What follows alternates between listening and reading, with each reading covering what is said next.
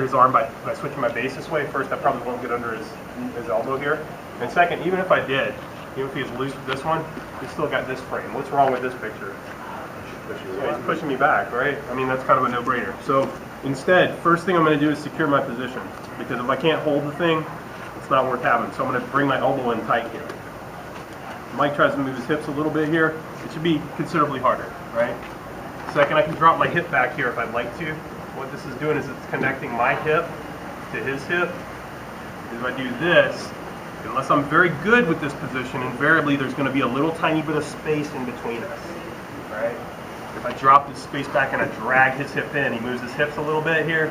Well, it's very hard for Mike. It's very hard for Mike to move here. You know, this is a good control for me. I can just sit here and get my bearings for a minute. Okay, good so far, guys. Big key, we talked about this last week as well, is making sure this knee stays on the mat. All right, I'm not trying to do this.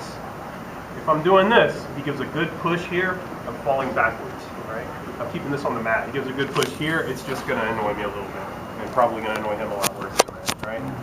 Now I'm going to reach through like I'm trying to reach all the way to the other side of the room. 45 degrees, stretch my arm out as far as I can. It's not far enough, so I'm going to lift Mike up just a little bit, and I yield to him as I lift him up. So I can stab him in the back with my thumb and flip my hand over. Once I flip my hand over, my hand is going to grab the bottom of his muscle right here. Okay? It's not called a lat. Whoever told me that last week, you're wrong. It's called something else. Trap? I think it's trap. Traps up here. Those are lats. This is a lat. What's a deltoid? Rear deltoid? Shoulder. Okay.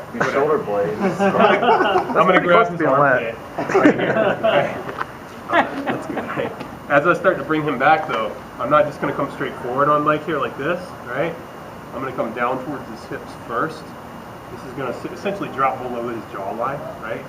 And now I'm going to come forward. And as I come forward here, this is going to make a lot of pressure for Mike. So I'm going to be able to slide my left knee in close to my other leg, and then scrape his arm out of the way here.